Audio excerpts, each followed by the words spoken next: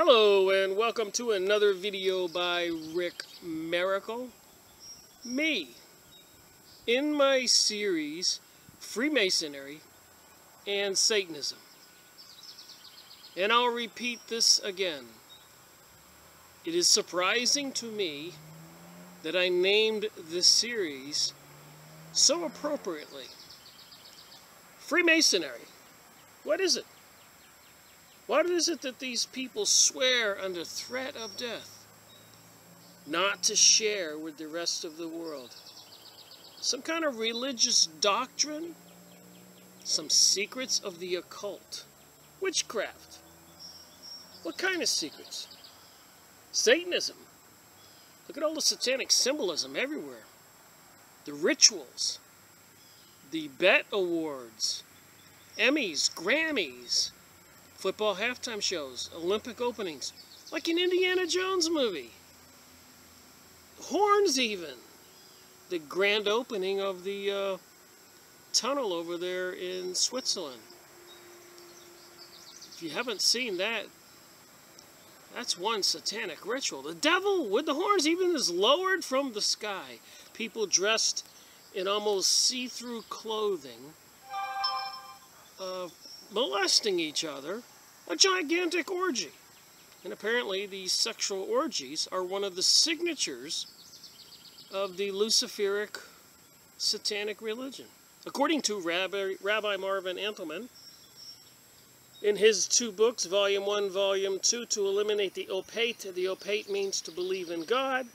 And even according to the Jewish Talmud, one of the evil Bibles, where apparently it's permissible for these Jewish folks, not all Jewish folks, most of them, well, I don't know, well, most are what percentage, but the good Jews adhere to the Torah, which is the old part of the Old Testament in our Christian Bible.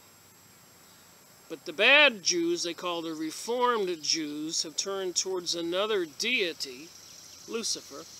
And those books are, of course, the Kabbalah, witchcraft, Zohar, and the Talmud. So it's quite the interesting thing. They're using gematria, numerology. And numerology is pretty easy to understand. A equals 6. B equals the second letter, 2 times 6. 12, and C is the third letter, so 3 times 6, 18, and so forth. And the other one is to add the total sums of the numbers. For example, 15 would be 5 and 1 equals 6. 121 would be 2 and 1 would equal 4. Numerology. Interestingly enough,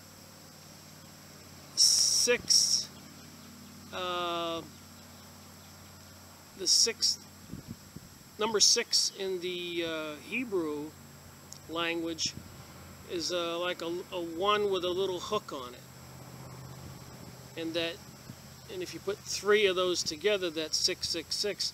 And that monster drink, if you've seen the green can or whatever, Monster power drink, it has the 666, those 3 little hooks on the front. They use these symbols everywhere. So Freemasonry and Satanism, and apparently, according to my reading of Morals and Dogma, that religion, philosophy, belief, whatever you want to call it, witchcraft, Illuminati. But anyways, Freemason, Rosicrucian, Zionism, probably the Jesuits, and not all of them. But anyways, apparently it's the same as the Secret Doctrine. Get it? Secret Doctrine. So H P Blavatsky's named it appropriately. It is a secret doctrine, and the Freemasons swear with the hand on a Bible under threat of death, having their throat cut for the first degree, and the second degree, I think, having your gut split open and your entrails taken out. The death threats for revealing the secrets gets more insane for each degree as you go up. So it seems like the theology, the religion for the Rosicrucians, Freemasons, Illuminati, witchcraft, Zionists, and all these mystery school of Babylon, that term came from William Cooper, Bill Cooper, in his series, Mystery School of Babylon. Look that up on YouTube. Invaluable. 100 different videos to watch, maybe more. He was doing some kind of radio show, and it's all on the internet. So anyways, my point is, it's the same theology and the Theophist society, and apparently the religion of the elites that use magic, the secrets of nature, secrets you and I don't know. Like splitting the atom would be a secret of nature they don't share with everybody, the nuclear bomb. So, they all seem to have the same religion. So before I get into 84 Part 5, this is some powerful stuff I'm going to read on this video. I came across another book. That one paragraph says everything, but I haven't read this book. I just got it in the mail today. But look at the cover. Look at the picture. Look at the being. Look at the wings. Look at the hat, like the Pope's hat. Look at this. The Unseen Empire. Sometimes you just get a complete snapshot. And get this, 1914. So I don't have any copyright issues here, do I?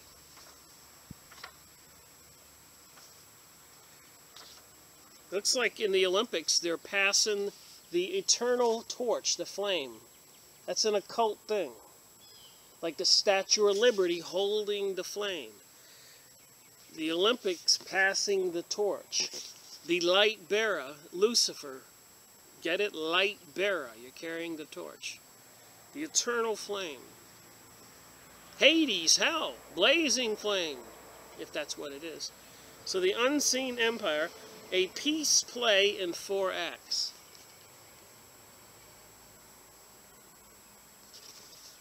Alright, here's where it says 1914.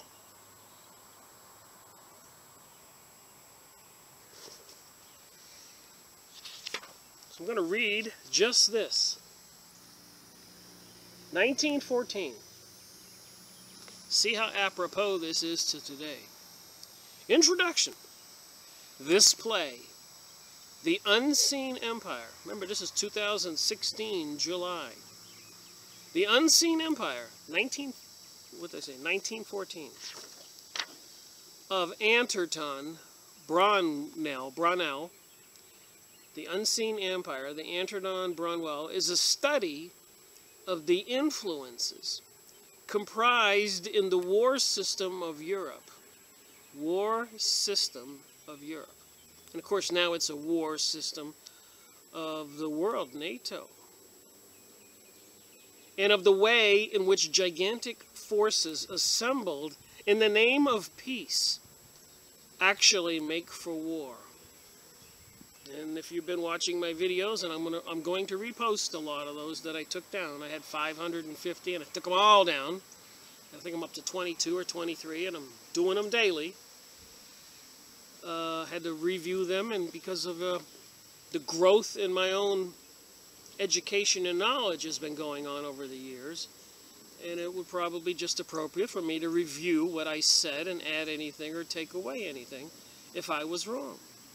This is a growth thing for me too. So, gigantic forces assembled in the name of peace actually make for war. And they fabricated incidences in World War I and World War II to bring the USA people into the war.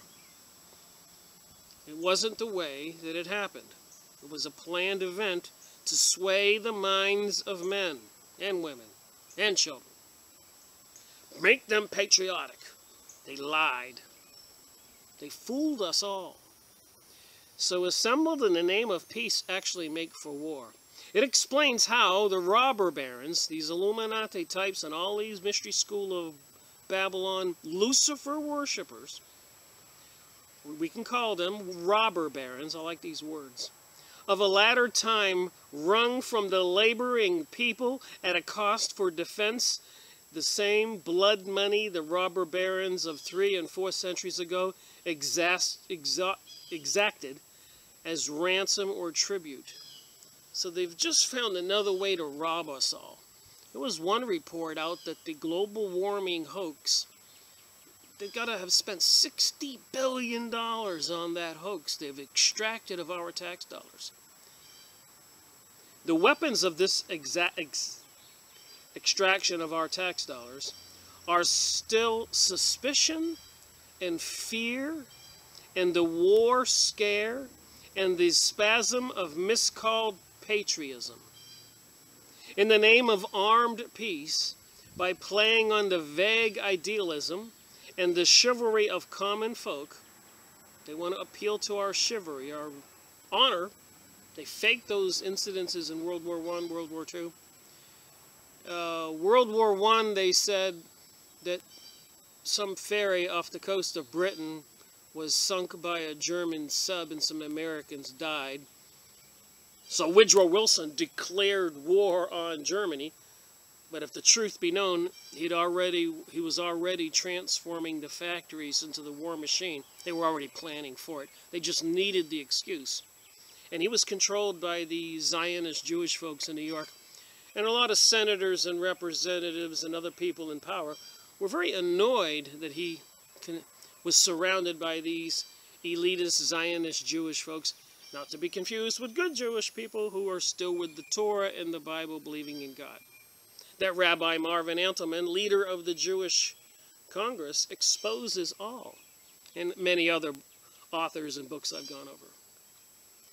So in the name of armed peace, by playing on the vague idealism and chivalry of common folk, they secured a toll of unscrupulous, if any, in the Middle Ages, as far greater in actual amount. So they took a lot of our money and death and mayhem. Look at that, even in the United States in the war between the North and the South. Up there went my phone. Got to do my job. Pay the bills. So the North and the South, the war between the states, who do you think got all those properties of those mansions and estates in the South? Who got all that property in Germany after all those people were killed? Who's going to get all the property in the United States if they pull off the revolution here, which they're working towards?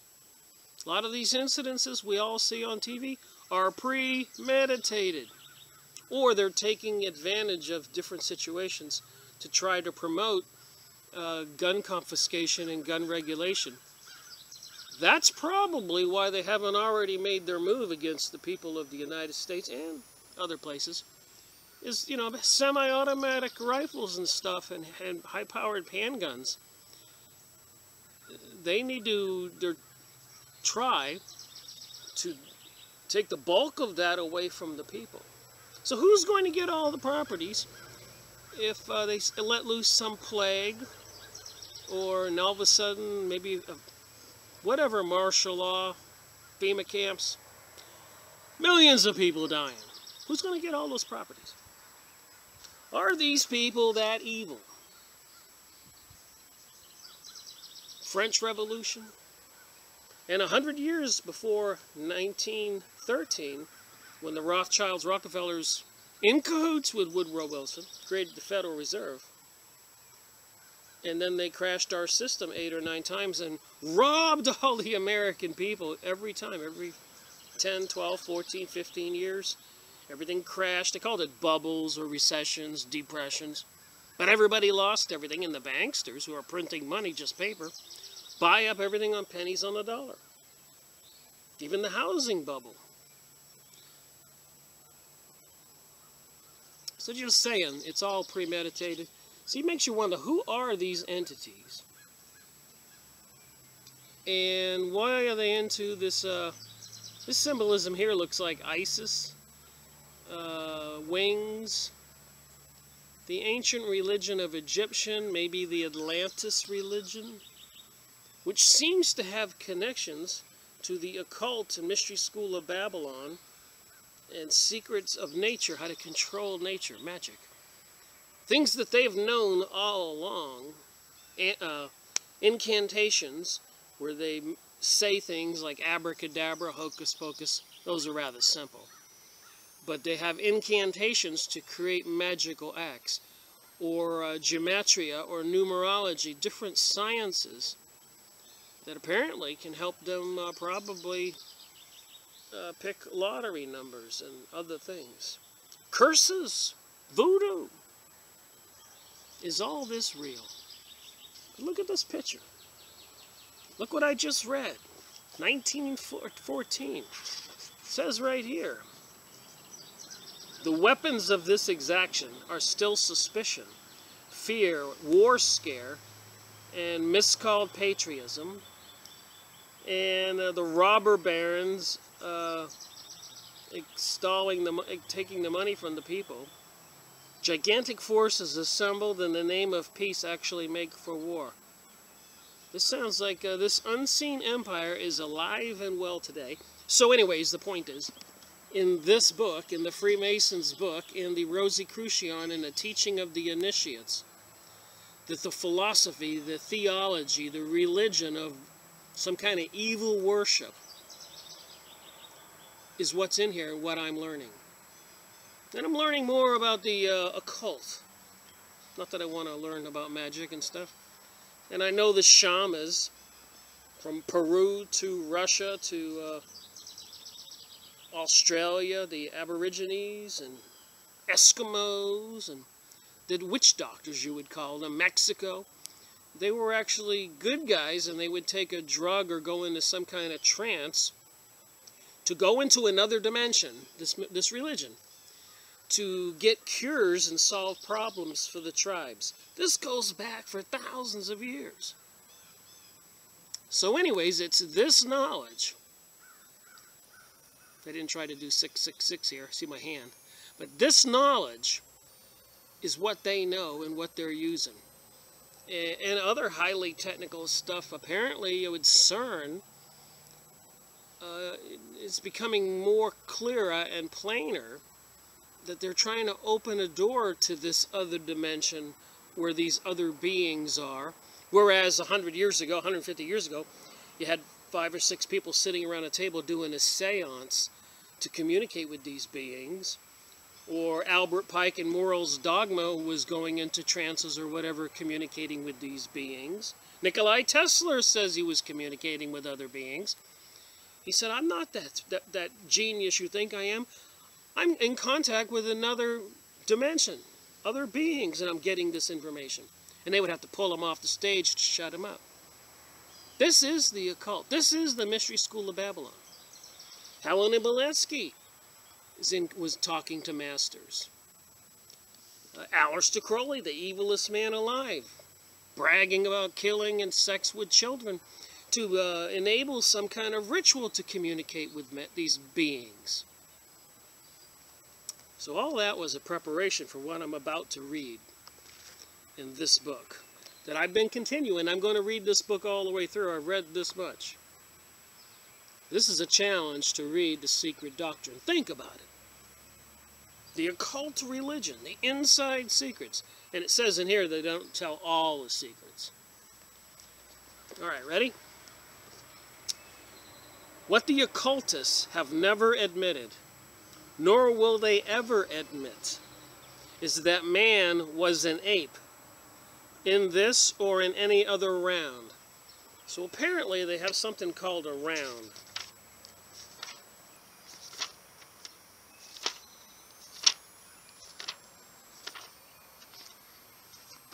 Apparently, if I can find the picture here,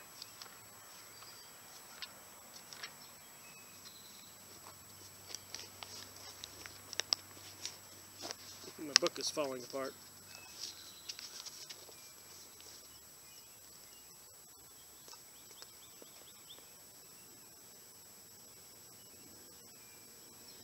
So you can see the top of this says higher dimensions. And then they got lower dimensions. So I'll read it here. We'll be going over this. The first plane, I guess, would be the plane where God is or whatever. The second plane would have the sepulchral cosmos, divine forms and formless world of spirits, the archetypical world, beings. And then when you get to the third plane, the physical plane is the fourth plane, and the substantive of formative world. So you got 1, 2, 3, 4 planes, and the fourth plane is the material plane. So apparently there are these other planes that are less material than Earth. This dense material, like paper, my cell phone, dense, my skin. And apparently these other dimensions are not so dense, like angels, divas, demons, beings. The burning bush, this glowing thing that talked to Moses. The two beings who appeared with Jesus and two of his disciples. Moses and Elijah or something, whoever.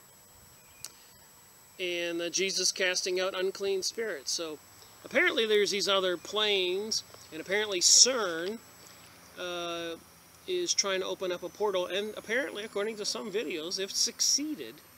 And with all these arches, the Arch of the Devil they're putting in New York and London, Arch of Baal, it's just an archway. It's out of the United Nations, controlled by the Theosophist Society, by the way, the occult, Mystery School of Babylon.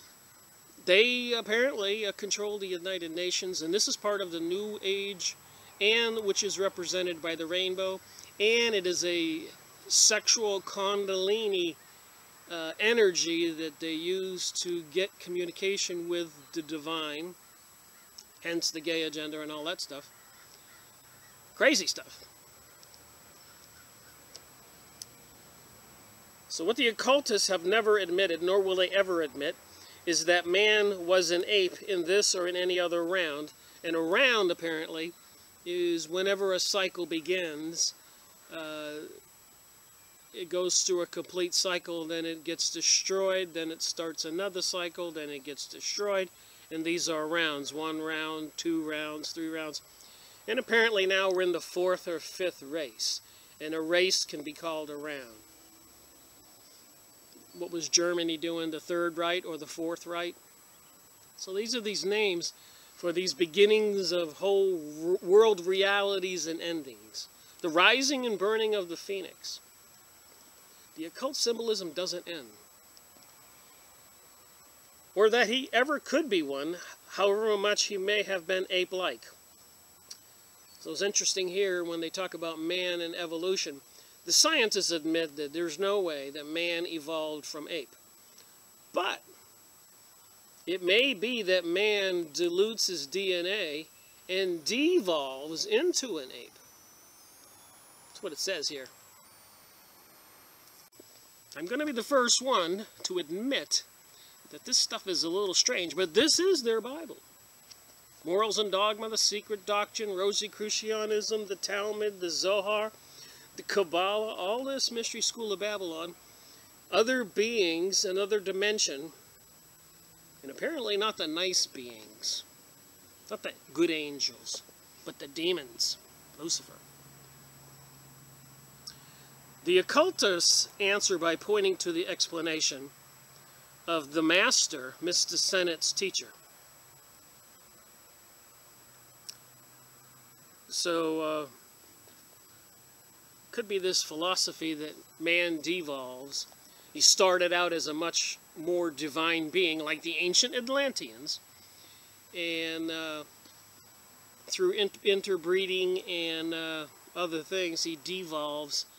And a lot of people I made jokes with lately, I talked to my friends about some of this stuff, and I said, maybe man devolves into like an ape creature. And a lot of people go, man, I could see that. Go walk down your city street and see what zombie-like behavior people are. You can't have a conversation with anybody. Too many people. Alright, a copy of this letter was sent to the writer. I'm not reading everything, so if you're wondering what letter and all that, this is page 187. If you can get the book and read it. I can't read everything. I'd like to. But I won't get my job done where I'm passing on some important information. Together with others 2 years ago, 1886, with additional marginal remarks to quote from the Secret Doctrine. Reconciling some facts previously given in the evolution of man from the animal and from the mineral, vegetable, and animal kingdoms, and advises the student to hold to the doctrine of analogy and correspondences. So apparently in this theology, it's not man from ape, but there's some kind of what you call, let me see what the word is, monads, M-O-N-A-D-S. We'll get into monads, but apparently there's these little stringy atom-like fibers. It's supposed to be the essence of creation, a monad. So monads start out as minerals, and apparently, according to what I've been reading here, they evolve into vegetables, which evolve into animals, which evolve into man. Some analogy or correspondences information here I'll be going over. Then it touches upon the mystery of the devas. So you have these monads, these little stringy atom-like fibers that evolve, created by God, evolve into the minerals around, on the ground, dirts and rock and all that. And that evolves into plants, that evolves into animals, and animals evolve somehow, and not by evolution like we see in the pictures, the ape, the monkey, the ape, and the man, is they die, and then that monad, that spiritual entity, is born into the next evolution growth. From a mineral to a vegetable to an animal to a plant. If that made sense.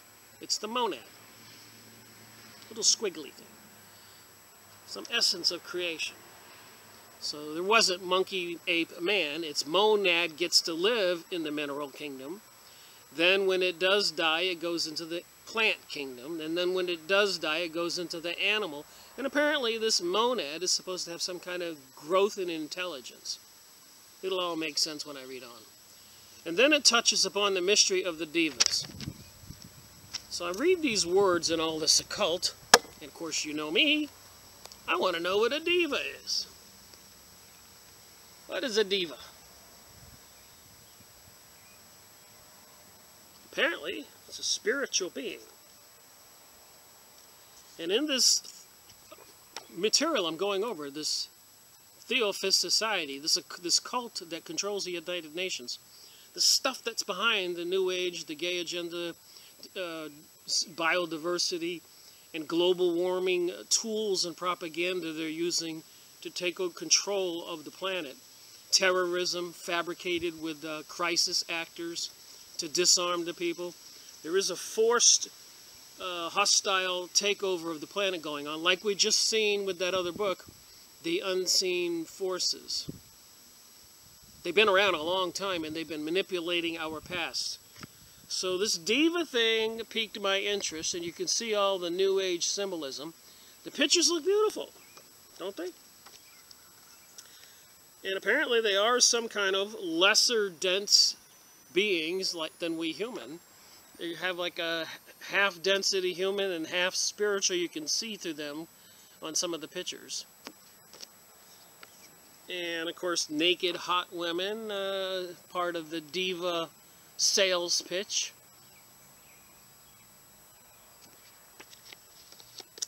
Looks like a fairy here, Deva. You look up on Yahoo image site, you can look up Yahoo images and you'll come to a site and you can plug in any name you want to. It's fascinating actually. And you'll come up with a collection of pictures. I just plugged in devas. And there's some kind of flame being. So a flame could be a being, a deva. And apparently, it goes all the way back even into the Hindu Buddhist religions. These interdimensional beings, also called devas, genies, demons, angels, cherubims, we've gone over this. So you got earth devas, water, shapes, fire, and air. So you got different kinds of devas. Water devas, air devas, fire devas. And of course in the Hindu religion, they got the Lord of the Devas, where my finger is here. So they got all these devas, these beings. And they got Shiva out in front of CERN with the many arms. So what is it with these devas, and what kind of sales pitch are they trying to give us, telling us there's aliens in communicato with our president and leaders? Is it these beings that have existed all along in our history? Is this what they're trying to open up CERN and bring back some kind of beings back into our reality? They say that the whole planet's an entity, a living entity. The wisdom of the plant devas. So like I said, you can go at Yahoo image site, plug in devas, and you'll see the pictures, and under each picture is a link to what website it came from. It's an ingenious idea Yahoo did, and it really makes research very interesting. Things you would never, it would take years. But these devas apparently are incommunicado with people, even way back when, in ancient history.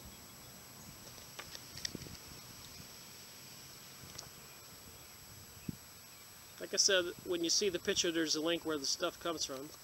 So what kind of religion is this? You got the celestial beings, the Deva, the Japanese Tenbu Ten, the protectors of Buddhist law, the Tiba. All these beings.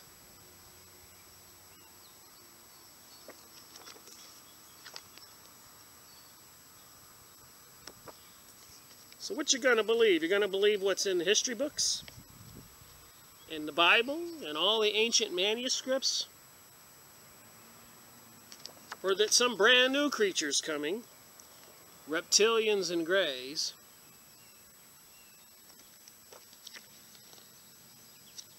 Looks like cherub in the background there, men with wings, cherubim. Light beings of a lesser dense entities. Little fairy devas. See how so many people get dragged into this stuff and start to buy into it. And apparently in the Deva world there can be some battling and fierce killing going on. So much for the higher dimensions, if they are higher, of being so benevolent. So then it touches upon the mystery of the Devas, page 187.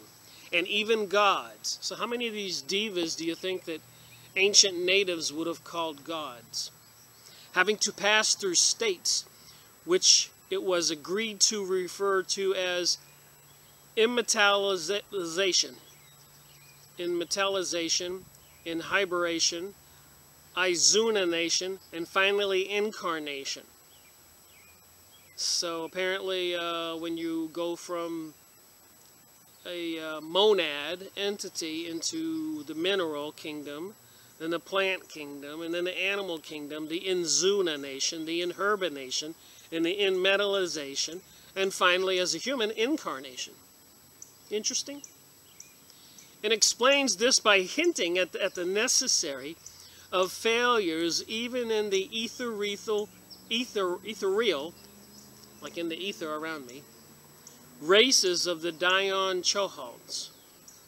Still, as these failures are too far progressed and spiritualized to be thrown back forcibly by Dayan Chohanship into the vortex of a new primordial evolution through the lower kingdoms. And remember, the CERN system is a big circular collider which probably creates a vortex. And there are some very interesting pictures of when that thing's turned on, of the clouds and the electrical storms above CERN in Geneva, on the border of Swiss and the French-Swiss border. So, are they opening up a portal? And also, when you look at some of the UFO descriptions and pictures people have taken on YouTube and on other websites, people have described a UFO that is racing away, and in front of it opens up this dark cloud, and the UFO flies right into it and disappears. Or these dark clouds appear, and pop right out of it comes a UFO, hence another vortex. To go from one dimension to the other, and apparently CERN is trying to do that. And according, biblically speaking, at the end times they're supposed to open up the gates to Hades, to this other dimension. And the beast will be let loose in our dimension, and a lot of destruction shall take place. So the prophecies go in ancient text and biblical stories in last book of the Bible, Revelation. When karma has reached them at the stage of human evolution, they will have to drink it to the last drop in the bitter cup of retribution. Then they become an active force commingling with the elementals. An elemental is another kind of diva, a being, an elemental. We'll get into that. Go plug in elementals on that Yahoo image site, and you will see pictures of elementals.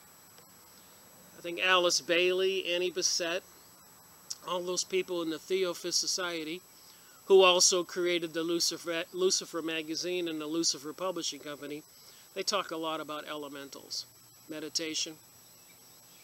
And when you do remote viewing and leave your body and travel in the ether, you could run into different kinds of beasts and beings and elementals and angels. And it's supposed to be pretty dangerous if you don't know what to do. According to, again, Annie Besant, who's the other lady I'm thinking about? Helena Blavatsky and a couple of the other successors to the Theosophist Society. Books I will go over that I have, and I have gone over. The progressed entities of the pure animal kingdom to develop little by little in the full type of humanity. So they're saying as a nomad entity, you start out, again, I'm repeating myself, in the mineral kingdom, plant kingdom, animal kingdom, and finally make it to human kingdom. And in this kingdom, to grow and evolve, is you are reincarnated and reincarnated and reincarnated to you wind up becoming a god. So they teach with this Theosophist religion. Takes a lot of reading and work to be able to put those sentences together and that explanation.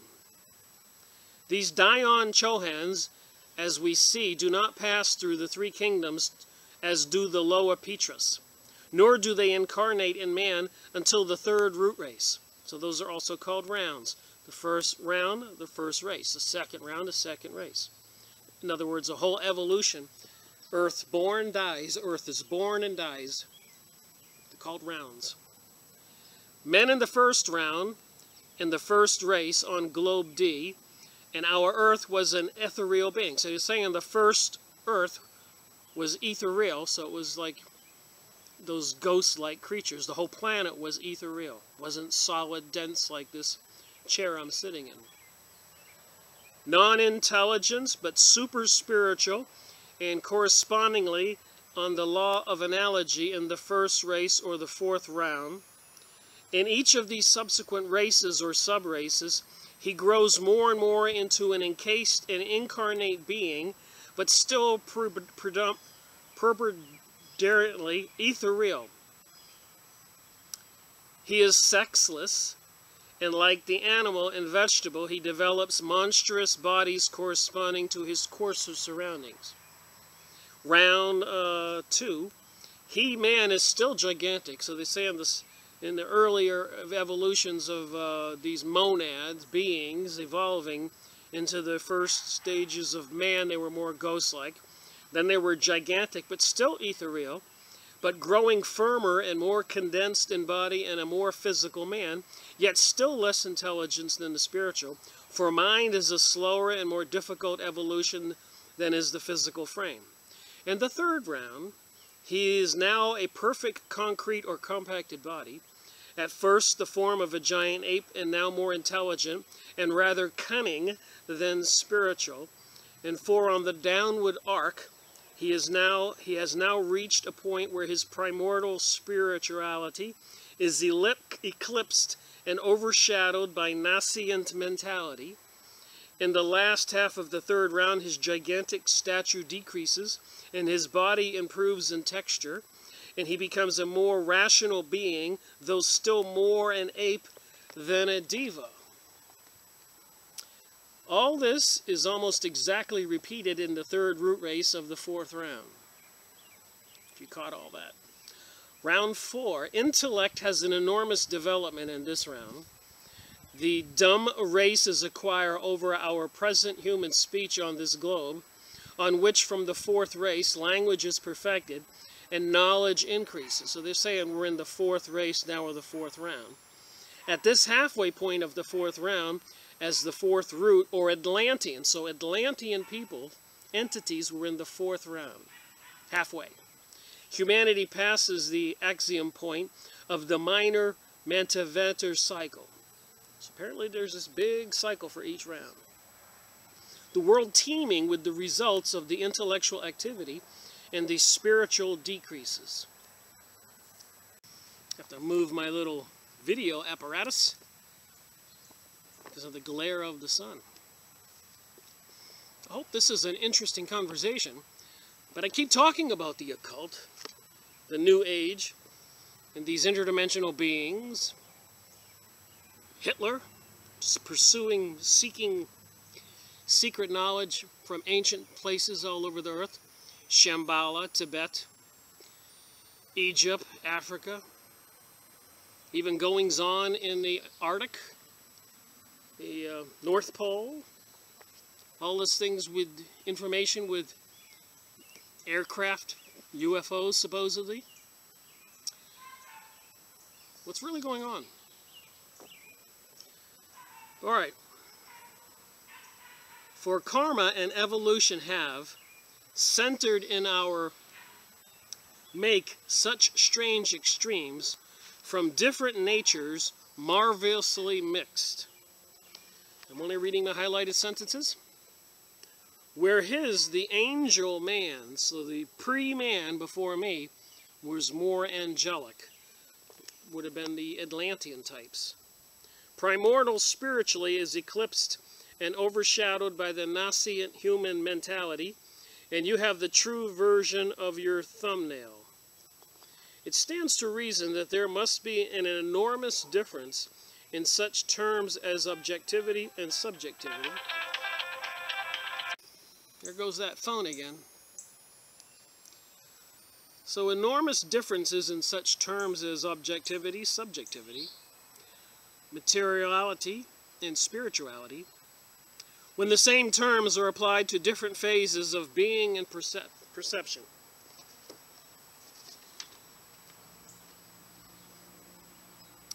They were, so to say, smuggled goods. And when I remained face to face, they're talking about information that some people sent to H P Blavatsky that apparently they're not supposed to pass on to we the people. That's part of the, you can't learn the stuff that they're doing and know without being initiated, like with the Freemasons under threat of death. So what is it that they know that they don't want to share under threat of death? They were so to say smuggled goods. And when I remained face to face with only one correspondent, somebody she was communicating with, the other, Mr. So-and-so, had so far tossed all the cards into confusion that little remained to be said without trespassing upon the law. So apparently there is this occult law that they can't share this with the uninitiated. And of course the Freemasons call us profane, and the Zionist Jewish folks, Talmudic people, the people who wrote the Protocols of Zion, the book to take over the world, They call us goy or goyim, which means animals. The theophist, whom it may concern, will understand what is meant. To this day, the world is more full of ape-like men than the woods are of men like apes.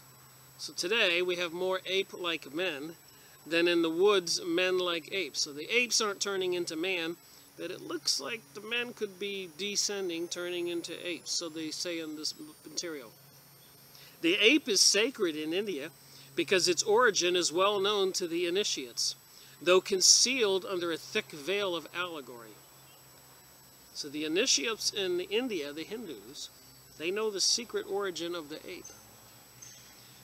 Hanuman is the son of Pravara, Voya, the god of the wind, by Ajana, a monster called Kisari, though his genealogy varies. So where did these apes come from?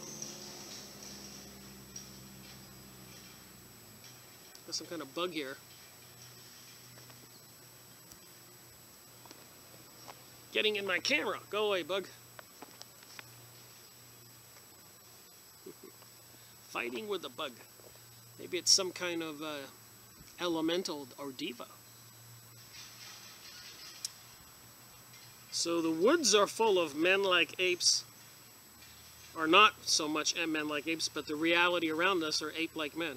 The ape is sacred in India because its origin is well known to the initiates, though concealed under a thick veil of allegory.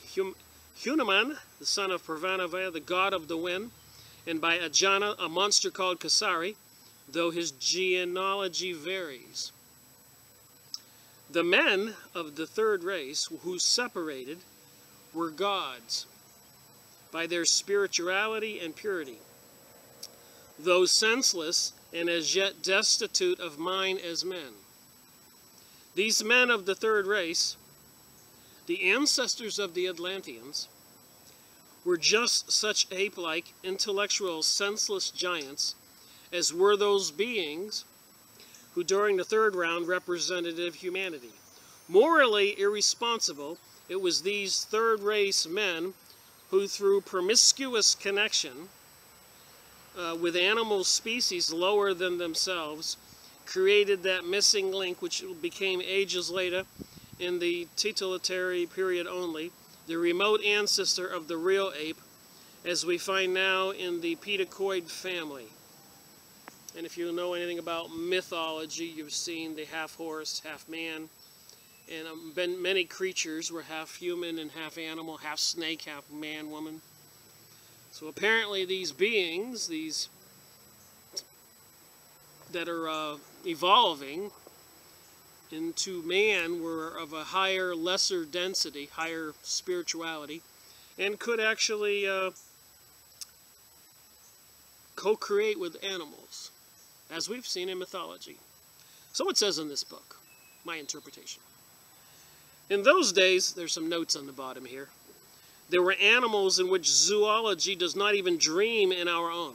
And we all seen mythology, again, those half animal, half humans. And so zoology can't even dream of that. But it appears to me, with the cloning and the eugenics and Monsanto and all this DNA stuff they're doing, it appears to me they're trying to do that again. Create these creatures. Even Hitler was into the super race. And the modes of reproduction were not identical. When the notions which modern physiology has upon the subject, it is not altogether convenient to touch upon such questions in public. All right, moving on. The man who preceded the fourth, the Atlantean race, however much he may have looked physically like a gigantic ape, the counterfeit of man who hath not the life of a man, was still a thinking and already a speaking man. The Lemura Atlantean was a highly civilized race, if one accepts tradition, which is better history than the speculative fiction, which now passes under that name.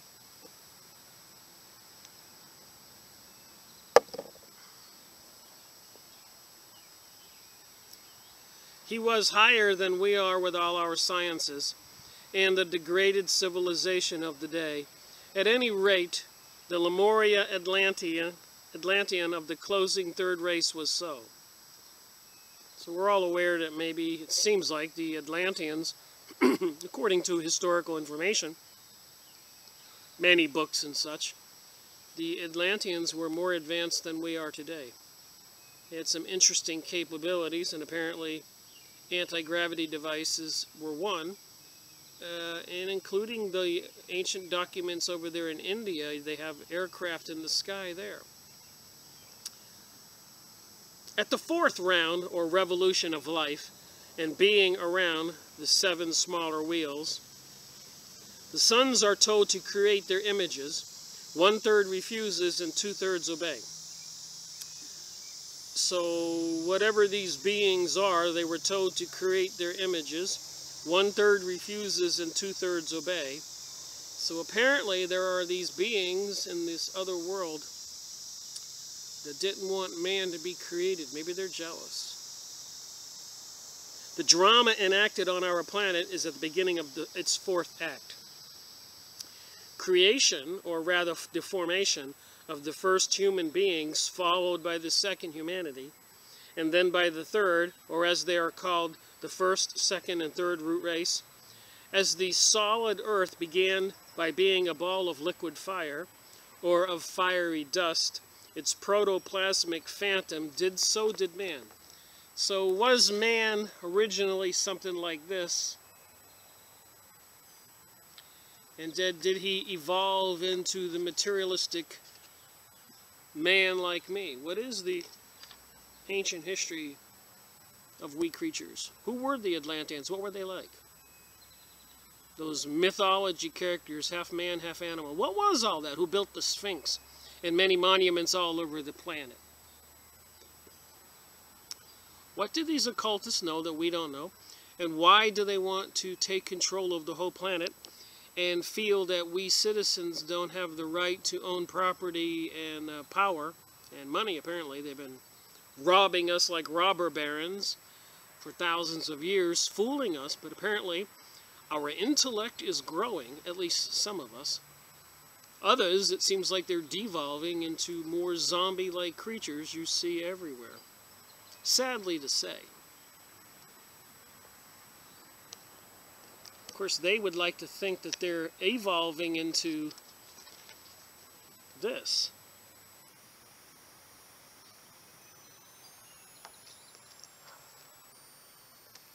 Just saying.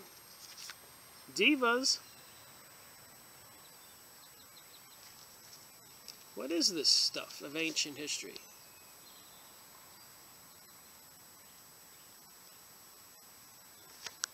What do they know that we don't know, and when they're fooling everybody with all this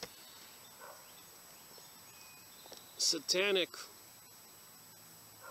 insane rituals with horns and demons and everything on all the shows and Emmys, Grammys, BET Awards, Olympic openings, football halftime shows, Beyonce, Lady Gaga, Madonna, horns and all. The grand opening for that tunnel in Switzerland. Shiva out front of CERN, 666 in the logo. The symbols are everywhere and they're repeated. Something going on with our subconscious. Symbolism. And so it so happens that we're in the 4th race, at the middle point in which the perfect equilibrium between spirit and matter had to take place. The holy youths, the gods, refused to multiply. The holy youths, the gods, so the young gods, refused to multiply and create species after their likeness, after their kind. They are not fit forms for us. So these ancient gods did not want to create humans. They had a battle over that. In the Bible it says 1/3 of the angels were cast out. This might have been quite a cosmic battle. So now we understand why they destroy mankind. They think little of us. They think of us like we're animals and we can be slaughtered. They have to grow. They refuse to enter the Chihadas, shadows or images, of their inferiors. They had selfish feeling prevailing from the beginning, even among the gods. and they fell under the eye of karmic Lipicus. They had to suffer it from later births. How the punishment reached the gods will be seen in the second volume. So these gods that did not want to create man when they were ordered to do so were punished. The curse is pronounced. Stanza 6. They will be born in the fourth race, suffer and cause suffering. This is the first war. It is a universal tradition that before the psychological fall, propagation of one's kind, whether human or animal, took place through the will of the creators or of their progeny. Remember, this is the religion of the Theosophist Society, apparently the New Age, and apparently controls the United Nations. And they did not want to create man, so they want to control man. I'm adding my 2 cents into this. It was the fall of the spirit into generation, not the fall of mortal man. It has already been stated that to become a self-conscious spirit, the latter must pass through every cycle of being, culminating in its highest point on earth in man. Here's some notes down here I highlighted.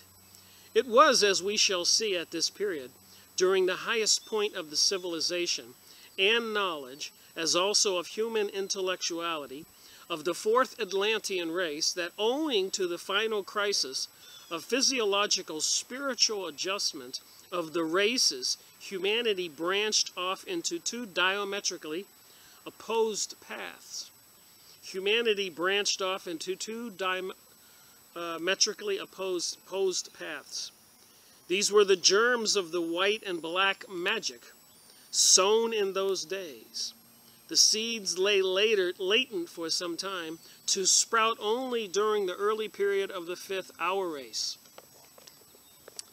Science, per se, is an unconscious negative abstraction. Its purity is inherent, not acquired by merit. To become the highest Dayan Kohan, it is necessary for each ego to attain a full self-consciousness as a human, i.e., conscious being, which is synthesized for us in man.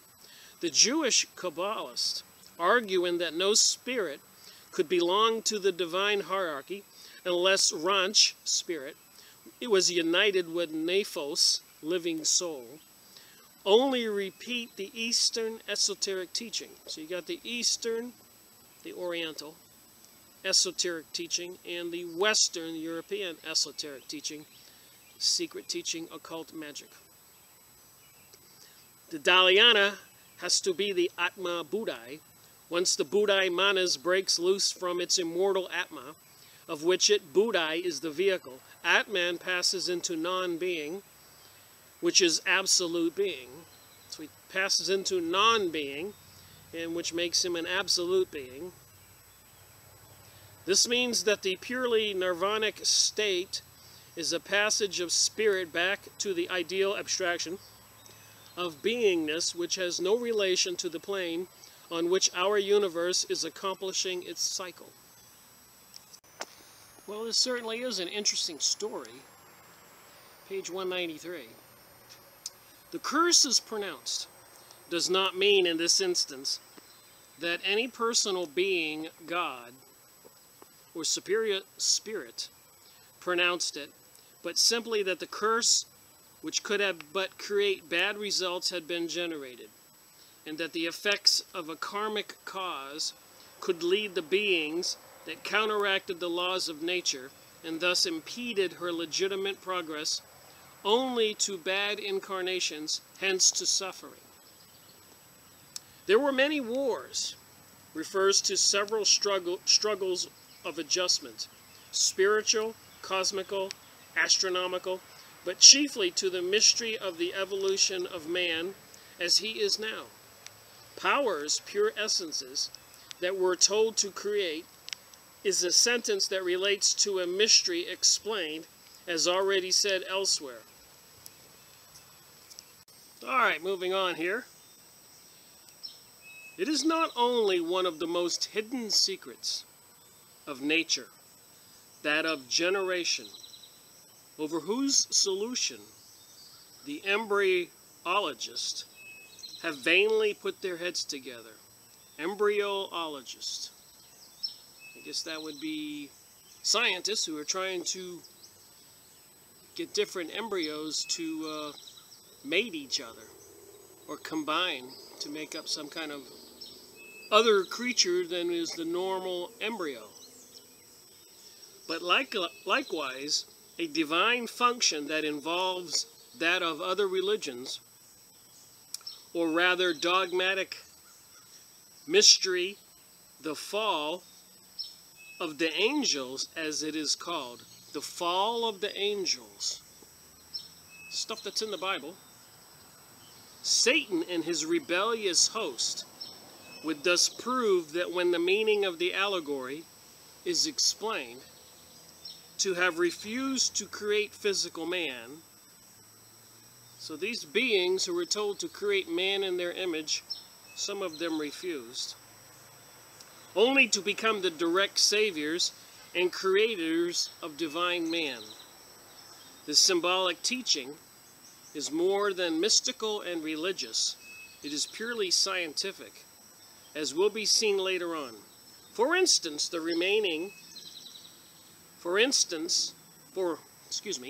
for instead of remaining a mere blind, functioning medium, impelled and guided by fathomless law, and the rebellious angel claimed and enforced his right of independent judgment and will, right of free agency and responsibility, since man and angel are alike under karmic law. Man and angel are alike under karmic law. And there was a war in heaven.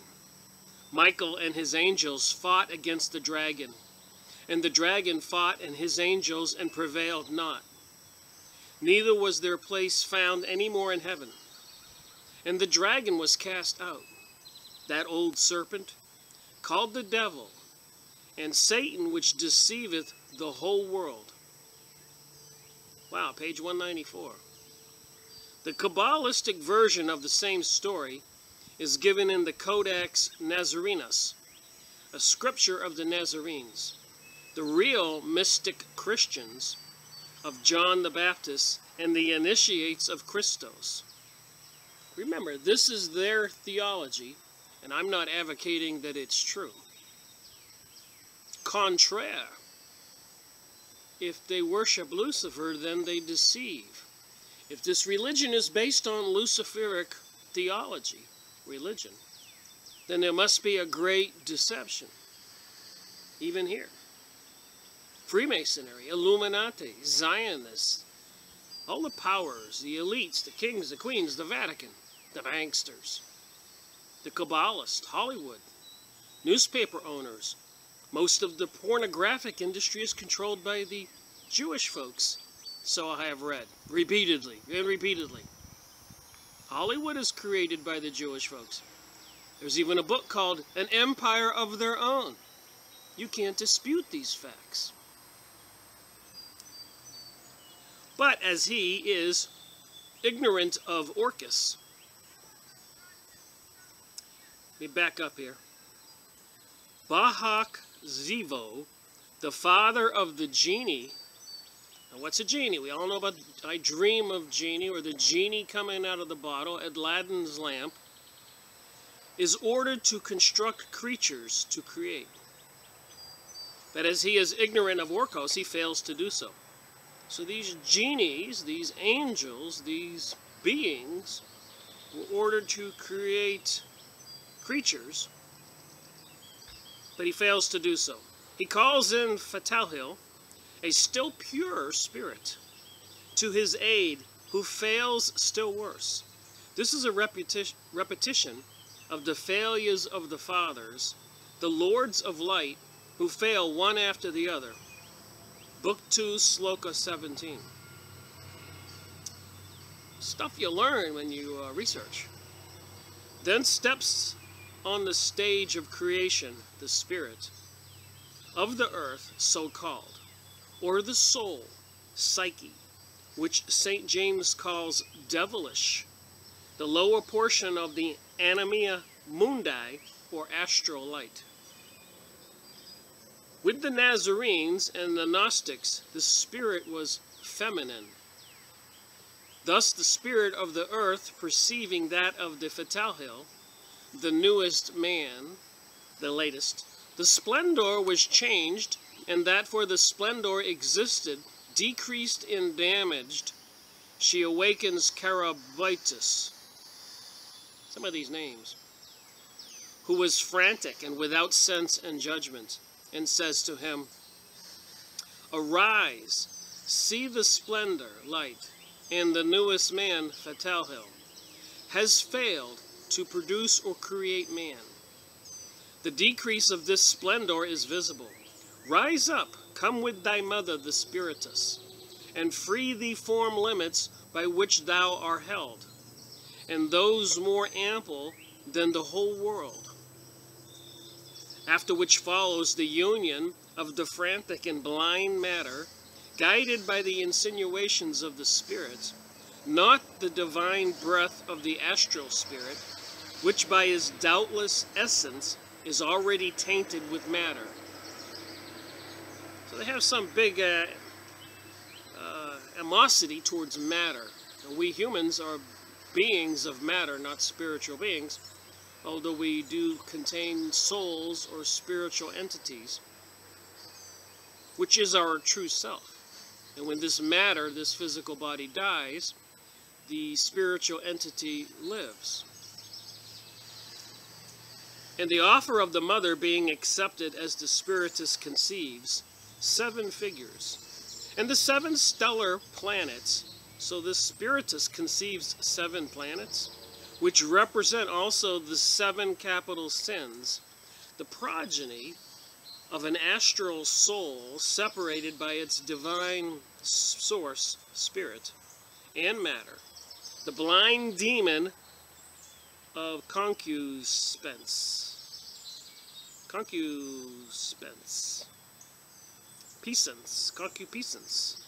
C-O-N-C-U-P-I-S-C-E-N-C-E. Look it up. Seeing this, Fatalhi extends his hand towards the abyss of matter and says, let the earth exist, just as the abode of the powers has existed. And dipping his hand in the chaos, which he condenses, he creates our planet. Well, remember, George Bush Sr. said, out of anarchy and chaos will come the New World Order. So it looks like somebody wants to destroy society as we know it to bring about this new utopia for themselves. In other words, they're elitist kings, queens, and stuff like that. And everybody else gets to be a slave, if you get to live at all.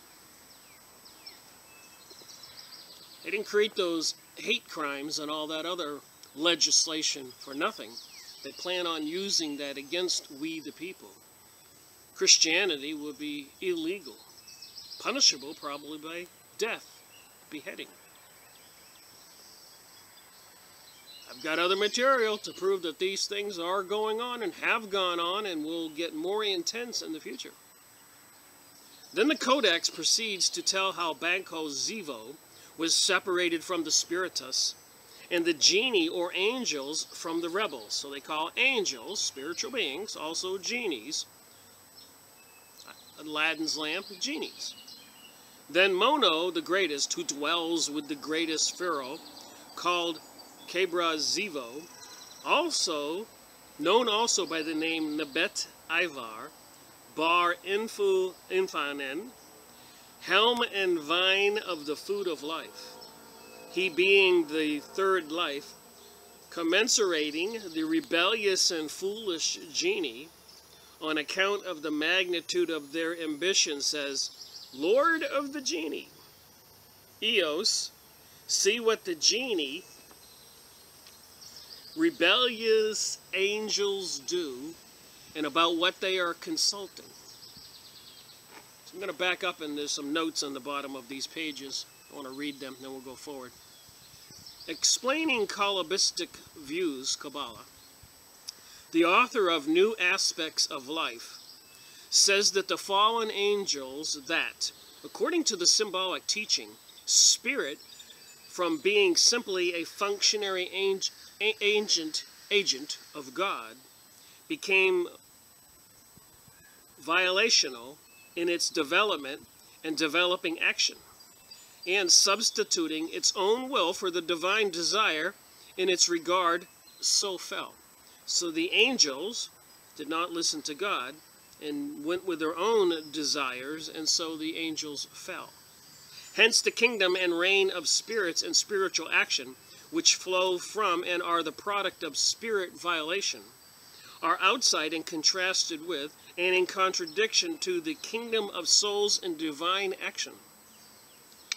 That's crazy. So far, so good. But what does the author mean by saying, when man was created, he was human in constitution, and with human affections, human hopes and aspirations? From this state he fell into the brute and savage. I'm only reading my highlighted portions. I'm skipping some stuff. A fall, however, from the natural into the supernatural, and the animal supernatural, meaning the purely spiritual in this case, means what we suggest. These are just some notes in the bottom. It's particular sentences that give us cause to think. On the authority of Irenaeus, of Justus Martyr, and of the Codex itself, Dunlap shows that the Nazarenes regarded spirit as the female, and evil power in its connection with our earth. Fathelhill is identical with the host of the Petrus, who created man, as only a shell. He was with the Nazarenes, the king of light, and the creator. But in this instance, he is the unluckily Prometheus. Remember the movie Prometheus? Who fails to get hold of the living fire necessary for the formation of the divine soul.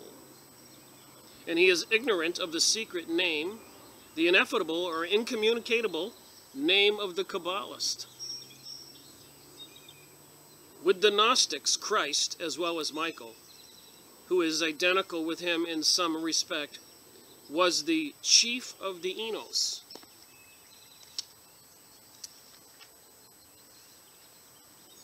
Interesting stuff, you think?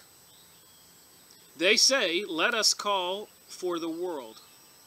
Let us call the powers into existence. The genii are the principles. See the sons of light. But thou art the messenger of life. And in order to counteract the influences of the seven, badly deposed, principles, the progeny of Spiritus, K-Barzio, the mighty lord of splendor, produces seven other lives.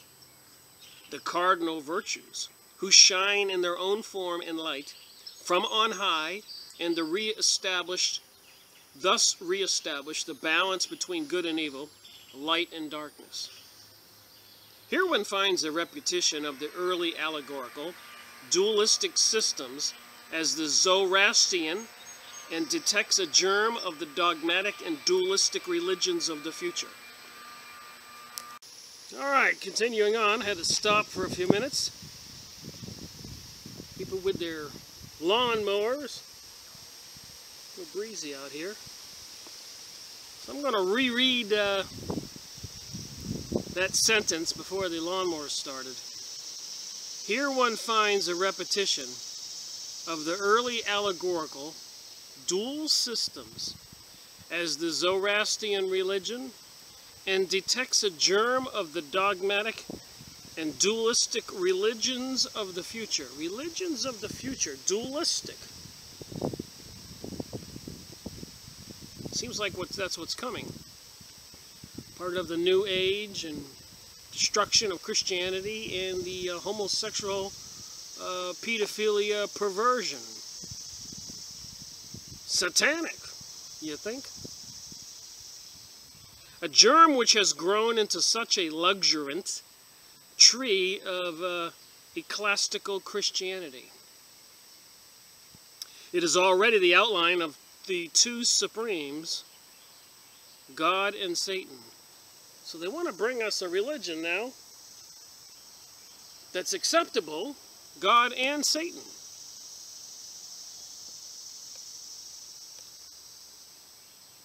Wouldn't be believing this stuff if I weren't reading it. Most of the Western Christian Kabbalists,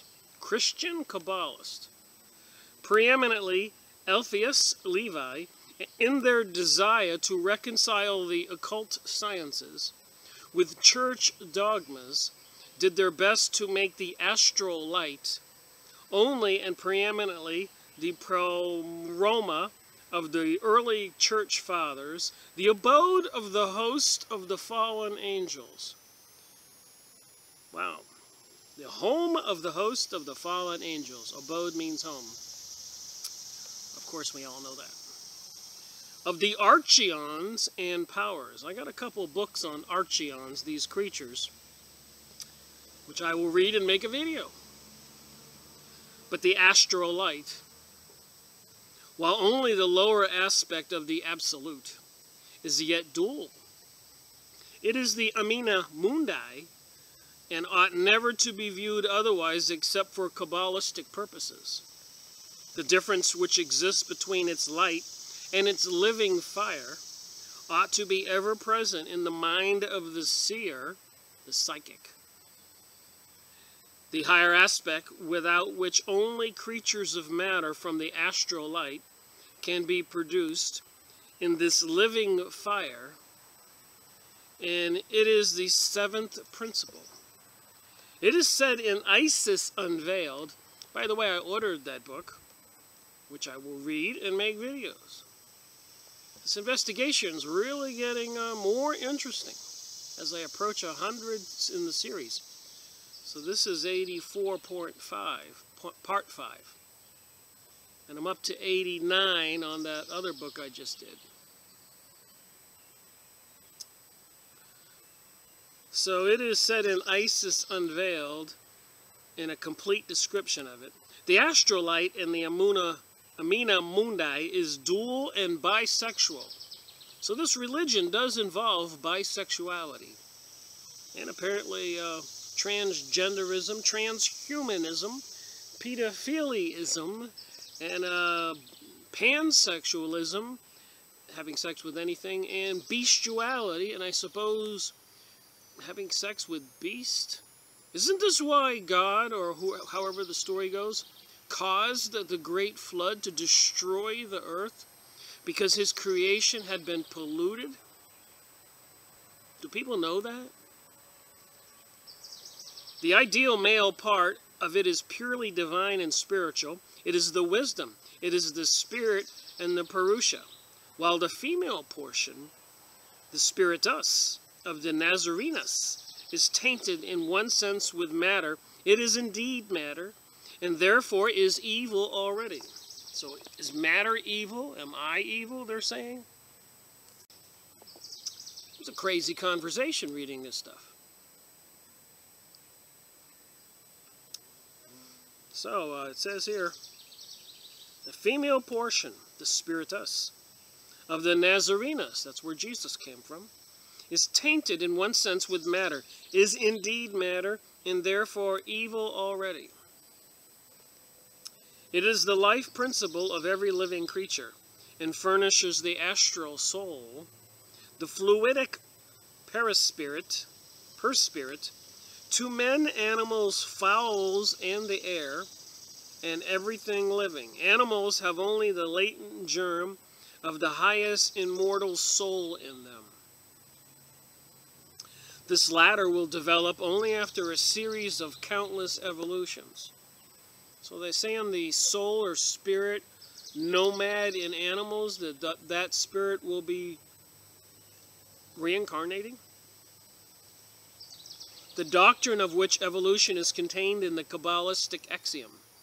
A stone becomes a plant a beast a man, and a man becomes a spirit, and a spirit becomes God.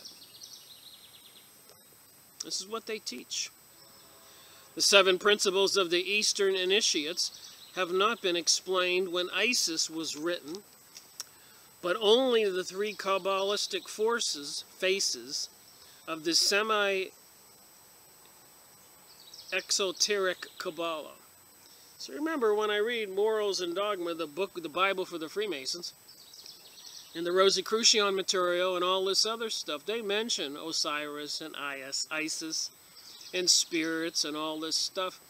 And remember, under threat of death, they're not allowed to tell people whom they call profane, the Freemasons, or the Jews call us goy or goyim cattle.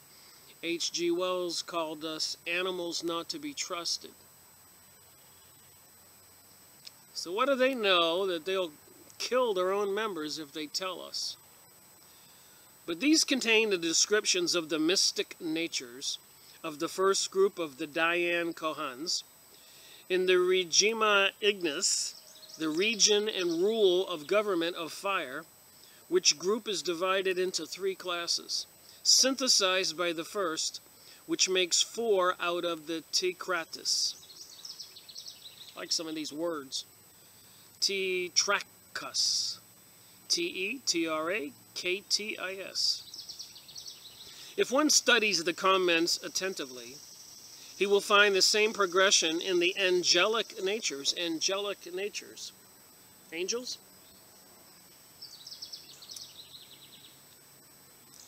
Viz. From the passive down to the active. The last of these beings being as near to the Akakara element, the region or plane wherein ego-ship or the feeling of I amness, I am, is beginning to be defined, as the first ones are near to the undifferentiated essence. In Volume 2 of Isis, page 183 it says here, the philosophical systems of the Gnostics and the primitive Jewish Christians and the Nazarenes and the Ebonites are fully considered. They show the views held in those days outside the circle of Mosaic Jews about Jehovah. So we can certainly say, with these videos I've been making, and books and material I have been making, studying and sharing, that the focal point of world affairs has been in the power. What they share with we the people is controlled by these kings and queens and Jesuits of the Vatican and popes and Romans, the elites, and the Zionist Jews and the Kabbalistic people. And if I have to give one word for all these groups, Rosicrucian, Freemasonry, Illuminati, Bilderbergers, Bohemian Grove, and so many other names, Knights of Columbus, Knights of Malta, why don't we just, so everybody understands it, and call it witchcraft? So what is witchcraft? Well, apparently they have a craft. They know how to do magic. And the witch part I'll attribute to that they use this magic craft for their own evil purposes. Witchcraft. I don't see any of these groups using this for the benefit of humanity.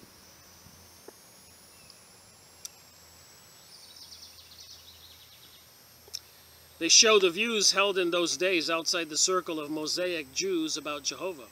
He was identified by all the Gnostics with the evil rather than with the good. So this Jehovah, Jews leader, has been identified with the evil rather than the good principle. For them, he was the Ida Both, the son of darkness, whose mother, Sophia Anchamoth, was the daughter of Sophia, the divine wisdom, the female Holy Ghost of the early Christians. Akasa, while Sophia Anchamoth personified the lower astral light, or ether. Elda Both, or Jehovah, is simply one of the Elohim, which are these spiritual beings.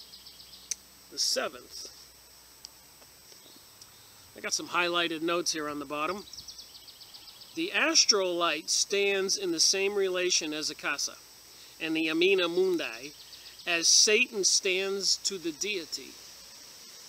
They are one and the same sense from the two aspects, the spiritual and the psychic, the super-ethereal and connecting link between matter and pure spirit and the physical. See for the difference between nows, the higher divine wisdom and the psyche, the lower and terrestrial. Demon est divus invertus, part 2 in this volume. Ida both is a compound name made up of Elda, a child, and both from the egg and chaos, emptiness, void, desolation, or the child born in the egg of chaos, like Brahma. Wow. So I have very little left to go here on this video. So let's move on and get it done. It's creative stuff. Creative spirits and one of the lower Sephiroth. So the Sephiroth would be that, I guess, Kabbalistic tree with the 10 circles. He produces from himself 7 other gods. Stellar spirits, or the lunar ancestors, for they are all the same.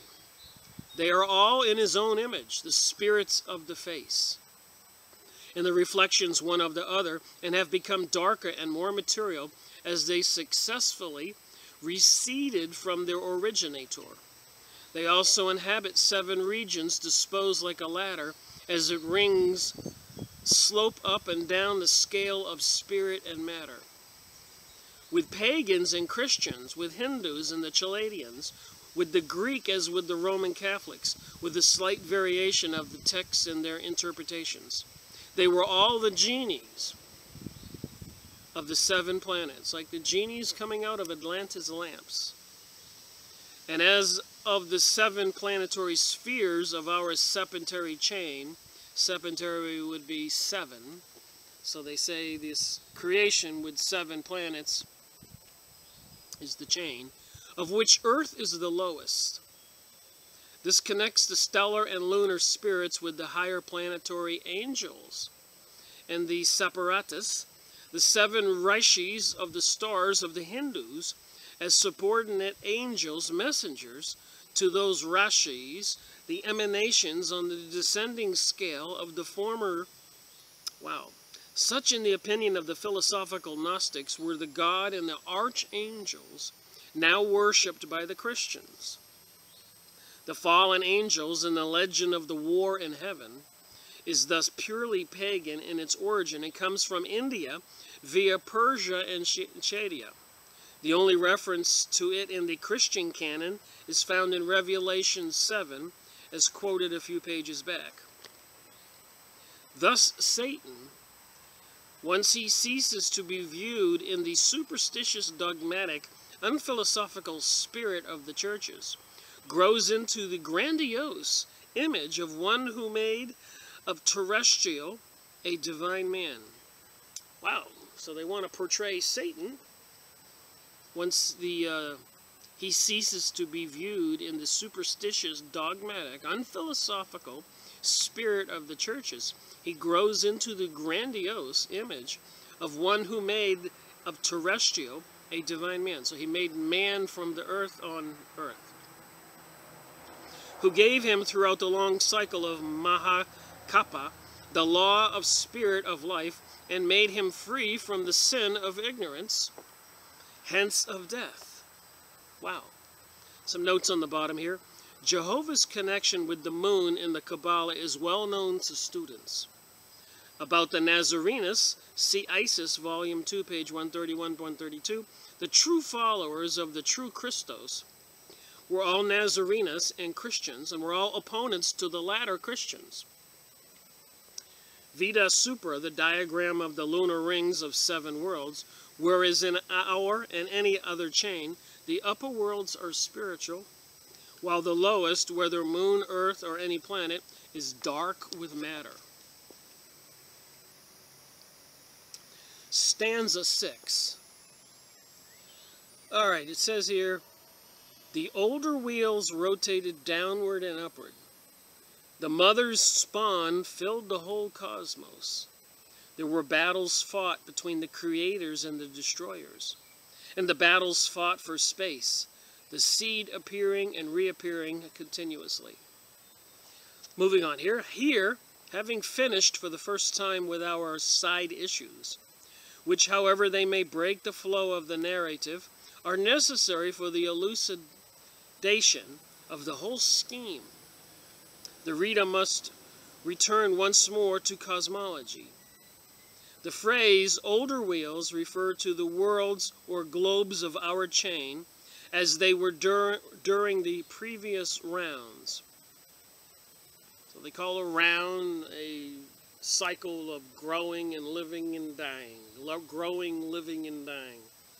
So this has all happened before, will happen again maybe? Are they saying that everything that exists today is about to die?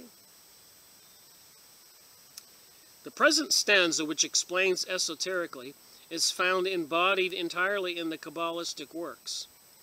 Therein will be found the very history of the evolution of those countless globes, which evolve after a periodical pralaya, rebuilt from old material into new forms.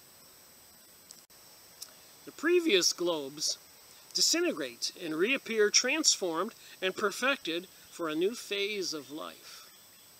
In the Kabbalah, worlds are compared to sparks, which fly from under the hammer of the great architect. So they call God, or Lucifer. The law which rules all the smaller creators. The following comparative diagram shows the identity between the two systems, the Kabbalistic and the Eastern. The three upper are the three higher planes of consciousness, revealed and explained in both schools only to the initiates. The lower ones represent the four lower planes, and the lowest being our plane, or the visible universe. These 7 planes correspond to the 7 states of consciousness in man. It remains with him to attune to the 3 higher states in himself, to the 3 higher planes of the cosmos. But before he can attempt to attune, he must awaken to the 3 seats of life, to life and activity, and many are capable of bringing themselves to even a superficial comprehension of the Atma Vida, spiritual knowledge, or what is called by the Sufis Rohani. And a little note on the bottom here, the reader is reminded that cosmos often means in our stanzas only our own solar system, not the infinite universe. Alright, so they got this picture here of the 4 planes I showed earlier in this video. So the first plane is probably where God is. The second plane, the higher planes of the sepulchral cosmos. The divine and formless world of spirit is the third, second, and first plane. Then you got the Eastern Kapota Vaya. And then you got the Chadian Kabbalah. So these 2 different philosophical outlooks of reality. The archetypical world, the intellectual or creative world, and the substantial or formative world, the third plane. And the fourth plane, of course, the physical material world, the Earth Malkuth, or the Earth Globe D. This makes any sense to anybody?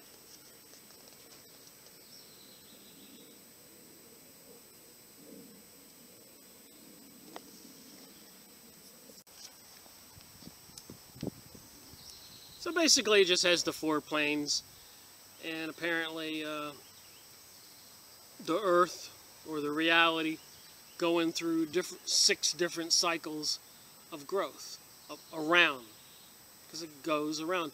Starts out as a spiritual Earth, and gets more denser, as well as man, and more denser, till we get the most dense matter, which apparently they don't like. The Arupa, or formless, from which form ceases to exist on the objective plane. The word archetypical must not be taken here in the sense of the Platonist gave to it, the world as it existed in the mind of the deity. These are the four lower planes of the cosmic consciousness, the three higher planes being inaccessible to humans' intellect as developed at present. The seeds appear and disappear continuously. The seed. Here seed stands for world germ, viewed by science as material particles in a highly attenuated condition, but in occult physics as spiritual particles, and supersensuous matter existed in a state of primeval differentiation. Now, I have realized that some of this just may seem a little out there, but I know when you look at these videos, and that's why I've gone over so many of these different types of Mystery School of Babylon, or the Theophist religion, Kabbalah, Rosicrucian, Freemasons, and Theophysies, Helena Blavatsky's books, and Annie Besant, and some other books I'm going to go over. If you just can hang in there and watch these videos, you're going to start to notice a pattern of this religion and understand it probably as best you can from the religion, whatever religion you grew up with, that you understand.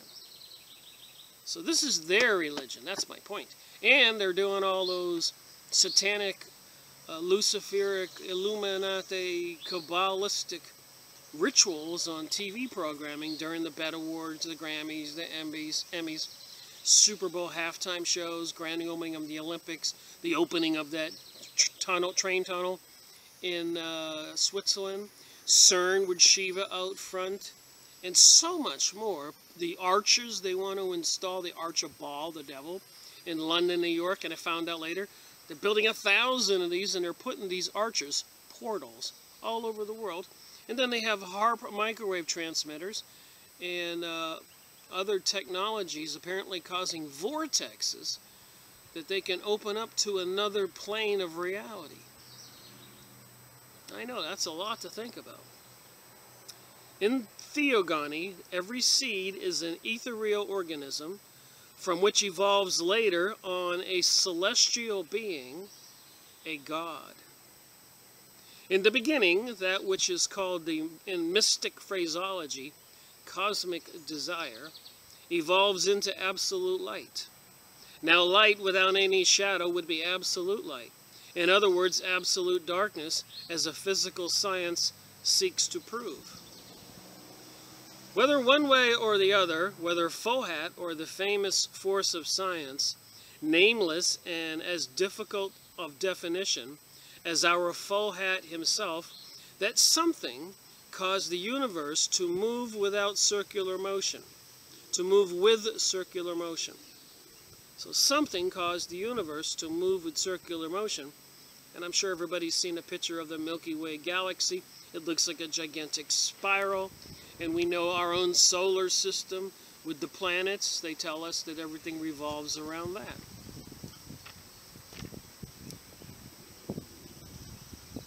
As Plato has it, or as the occult teaching expresses it, the central sun causes Fohat to collect primordial dust in the form of balls, to impel them to move in converging lines, and finally to approach each other and aggregate.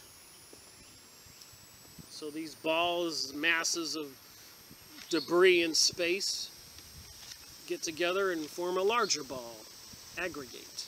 The central sun causes Fohat to collect primordial dust in the form of balls and aggregate. Being scattered in space without order or system, the world germs come into frequent collision until their final aggregation, after which they become wanderers' comet. So all these pieces of dust and rocks in space finally becomes comets, wanderers' comets. Then the battles and struggles begin. The older bodies attract younger, while the others repel them. Many perish, devoured by their stronger companions. Those that escape become worlds. Wow. So Earth might be a evolved as many comets or rocks aggregate. And then I got the notes again on the bottom of this page. To see and appreciate the difference, the immense gulf that separates terrestrial matter from the finer grains of supersensuous matter, every astronomer, every chemist and physicist ought to have a psychometer, to say the least. You know what a psychometer is? A psychometer is a person who can take, say, a stone or an object, a ring, and put it up to their forehead and see images relating to that item. Being able to be psychic. That's called a psychometer. And people apparently can do that. They can take somebody's clothing, a piece of it, and put it up to their forehead or hold it, and they start seeing images of that person, what they were doing. Psychometer, to say the least. So they're saying here that every chemist and physicist ought to have a psychometer. So they say our scientists today ought to use this technology. To say the least, he ought to be able to sense for himself the difference in which he now refuses to believe. This is what she described in one of her experiments. So this particular scientist had this psychometer ability. With a particle of meteorite placed on her forehead in an envelope, the lady, not being aware of what it contained, said. So this scientist was given an envelope with a piece of meteorite in it and put it up to her head. What was that TV announcer who used to do that on the night show? Hold those envelopes. Oh, Swami, what's in the envelope? And he would read that stuff. What a difference between which we recognize as matter here. So this is what she said. And that which seems like matter there. In the one, the elements are so coarse and so angular. I wonder that we can endure it all, much more than we can desire to continue our present relation to it. In the other, all the elements are so refined, they are so free from that great rough angularities which characterizes the elements here, that I can but regard them as by so much the more than this, the real existence. All right, 2 last pages. Here we go. We have treated of it fully in Isis Unveiled. So that ought to be an interesting book for me to read, if I can ever get through this book. Read this much here, got this much more to go. Maybe 20 videos I'll make on this book. The idea of Darwinian-like evolution, of struggle for life and supremacy, and of the survival of the fittest among the host above the host, below runs throughout both the volumes of our earlier work, written in 1876. See index in Isis Unveiled at the words evolution, Darwin, and Kepler. Any symbologist, so anybody who can recognize what symbols mean, which I'm growing in that, I can look at symbols and tell you a lot about them now, after all this study. And if you've been watching my videos on all the pictures I've been showing, so can you. Any symbologist may discern the astro-cosmical illusions, even though he may be unable to grasp the whole meaning. The great wars in heaven, in the Puranas, the wars of the Titans, in Hesiod, and the other classical writers, the struggles also in the Egyptian legend of Osiris and Typhon, even those in the Scandinavian legends, all refer to the same subject. So think about that. You know, you go to any downtown city square, and there's an obelisk. The big pointy thing. That rock obelisk. It's supposed to be a phallic symbol. The penis. Because Osiris was cut to 17 pieces by his brother Typhon. And Isis searched the world over to find his pieces and put him back together again. She found them all except for one, the penis, the phallic unit, which is representative by the obelisk in your downtown city square. So if people don't think this stuff is important to understand, they're mistaken. The pyramid on the US $1 bill. There's so many symbols on the $1 bill connected to this. The all-seeing eye above the pyramid with the sun's rays behind it. The 13 levels on the pyramid. The 13 arrows, the 13 leaves, the 13 stripes on the little emblem, the 13 stars. And 13 is the death card in the tarot deck. 13 is the number of witches in a coven. 13 is the number of beads on their prayer beads. 13, 13, 13. Friday the 13th. So Osiris and Typhon, even those of the Scandinavian legends, also refer to the same subject. Thule, Odin, Ra, Marduk. Crazy. Moloch. Northern mythology refers to it as the Battle of the Flames, the sons of Mespul, who have fought on the field of Wigrad. All these relate to heaven and earth and have a double and often triple meaning and esoteric application to things above as to things below.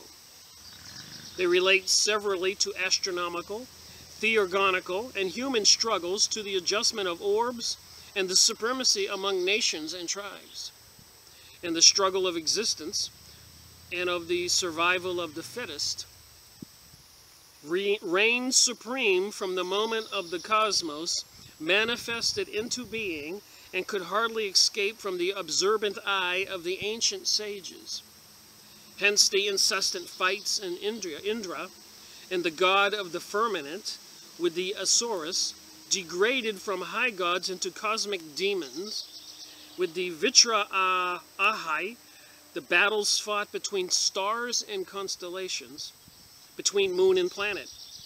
Hence also the war in heaven, and of Michael and his host against the dragon, Jupiter and Lucifer of Venus. All this stuff I'm saying. Jupiter and Lucifer of Venus. When a third of the stars of the rebellious host were hurled down into space, and its place was found no more in heaven. As said long ago, this is the basic and fundamental stone of the secret cycles. Alright, one last page, and I'll end this video. These were old worlds that perished, conquered by the new. Thus the secret books distinctly teach, as we see, an astronomy that would be rejected even by modern speculation. Could the latter thoroughly understand its teachings? A struggle for life as the survival of the fittest, in the worlds above as on our planet, here below, are distinctly taught. So apparently these people, these powers that rule our world, believe in the philosophy, survival of the fittest. And they're using TV programming, propaganda, deception, alcohol, drugs, and medications, and poisons and toxins, fluoride, sky spraying God knows what into the sky, electronic transmissions from various sources, cell phones, towers, satellites, HARP transmitters, to weaken us because they want to be the rulers, survival of the fittest. And they think that is fair warfare. We're under attack, it seems. For it avers that there are only 7 self-born primordial gods, emanated from the Trinitarian One. After the primordial manifestations, at the beginning of the great age, is accomplished.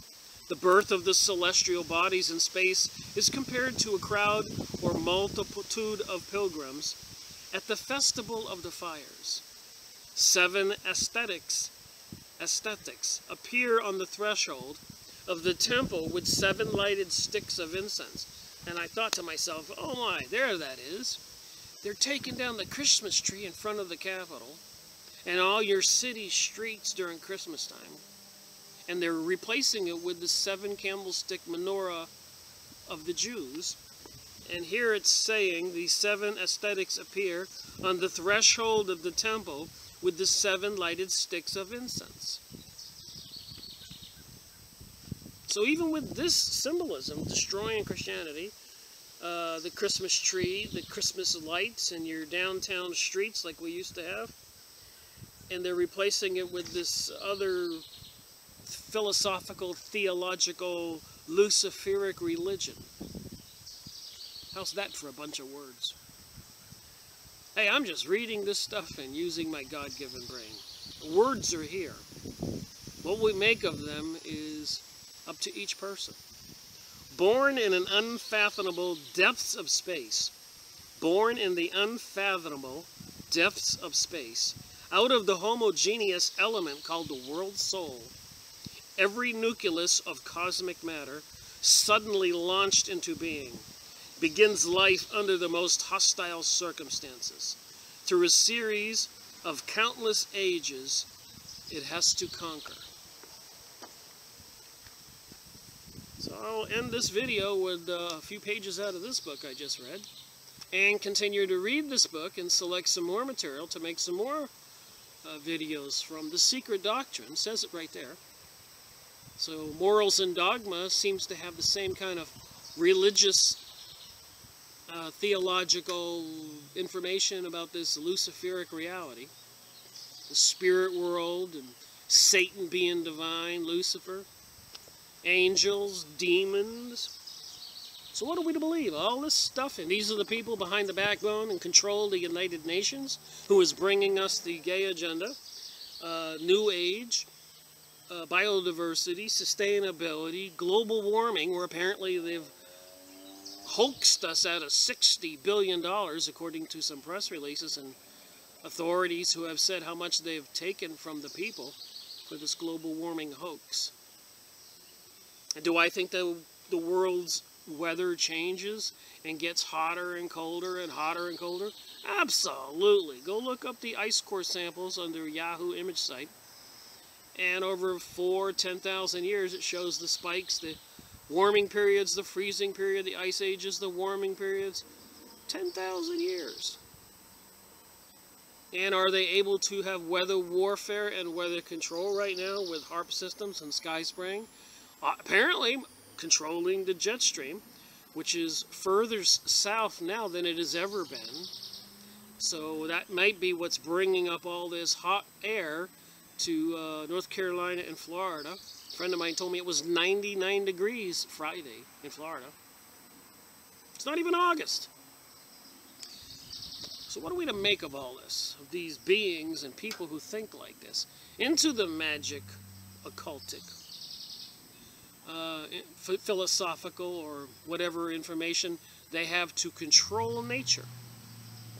And all the scientific things they're doing with mixing genes and cloning and eugenics and geoengineering, CERN, and the propaganda on all the TV, radio, magazine programming, mesmerizing everybody into false beliefs, trying to destroy Christianity, and having a bunch of people show up like a freak show on gay parades. It's not a bunch of men or women holding hands and celebrating love. Look how they dress and the way they act. Just like that opening ceremony for the tunnel over there in the Swiss Alps. Go watch that ritual and then watch a gay parade. Tell me what you see. Thank you for watching my video, Rick Miracle reporting.